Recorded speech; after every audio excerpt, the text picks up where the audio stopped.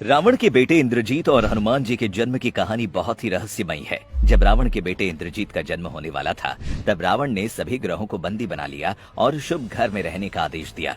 लेकिन शनिदेव ने इंद्रजीत के जन्म के समय अपनी नजरें टेढ़ी कर ली, क्योंकि उसी समय हनुमान जी का जन्म हुआ। इस कारण इंद्रजीत दीर्घायु न हो सका और लक्ष्मण के हाथों मारा गया। इस घटना से जुड़ी एक रोचक कथा है, जिनका जिक्र सनातन धर्म ग्रंथों में मिलता है। तो आइए जानते हैं उस कथा के बारे में। रावण और मंदोदरी का सबसे ज्येष्ठ पुत्र मेघनाद था। शक्तिशाली होने के अलावा वो एक विद्वान और ज्योतिष का जानकार भी था। जब रावण के बेटे मेघनाद का जन्म होने वाला था, तब वो चाहता था कि इस पूरी सृष्टि में उनके बेटे की तरह कोई और नहीं हो।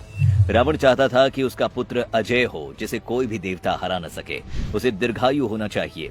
हजारों वर्षों के बाद उसकी मृत्यु हो। उसका पुत्र परम तेजस्वी, पराक्रमी, कुशल योद्धा, ज्ञानी हो। रावण का प्रभाव इतना था कि सभी ग्रह, नक्षत्र, देवी देवता उससे डरते थे। रावण ज्योतिष का जानकार था और इसीलिए इसने अपने बेटे के जन्म के समय सभी ग्रहों को बंदी बना लिया। सभी ग्रह मेघनाद के जन्म के समय वैसी ही राशियों में स्थित हो गए जैसा रावण चाहता था। सभी को उसके 11वें घर में रहने का आदेश दिया था, ताकि उसका जन्म शुभ नक्षत्र में हो। उस समय सभी ग्रह रावण की मनचाही स्थिति में थे।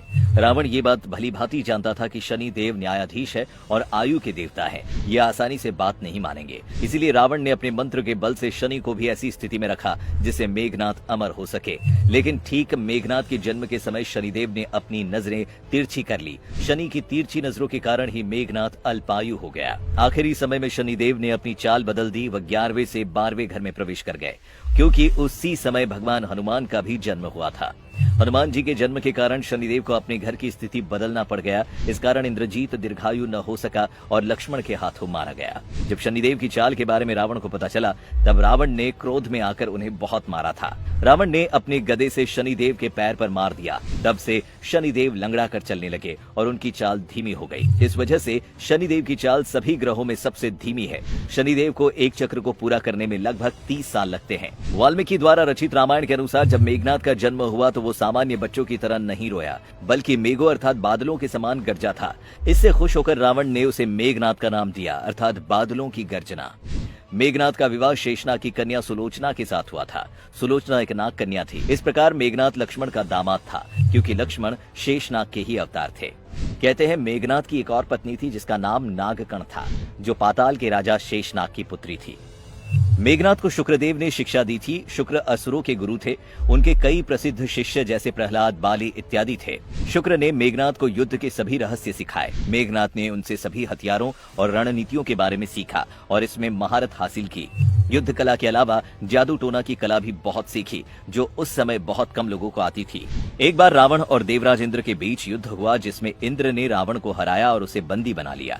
जब मेघनाद को इस बारे में पता चला, तो उसने इंद्र से मुकाबला किया और उसे हरा दिया और इंद्र को बंदी बनाकर लंका ले आया। फिर एक दिन रावण और मेघनाद ने इंद्र को मारने की योजना बनाई। ये देखकर भगवान ब्रह्मा स्वयं मेघनाद के पास आए और उन्हें देवराज इंद्र को छोड़ने के लिए कहा। बदले में उन्होंने मेघनाद को एक वरदान दिया कि अगर वो किसी भी युद्ध में जाने से पहले अपनी कुल देवी निकुंबला का यज्ञ करता है, तो कोई भी उस युद्ध में उसे हराने में सक्षम नहीं होगा। लेकिन उसी समय भगवान ब्रह्मा ने यह भी कहा कि जो कोई भी उसका ये यज्ञ बीच में विफल कर देगा, उसी के हाथों उसकी मृत्यु होगी।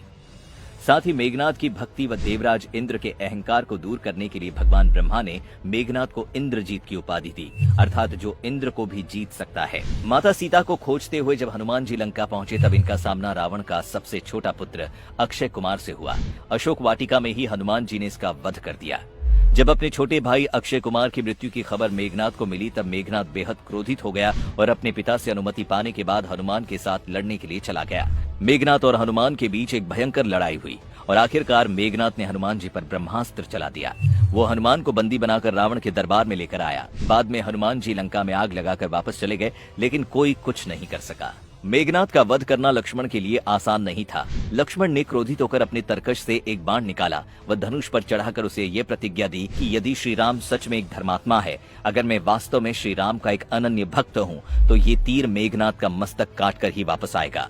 इसके बाद उस तीर से मेघनाद का मस्तक कटकर अलग हो गया। वह प्रभु श्री राम के चरणों में जाकर गिर गया।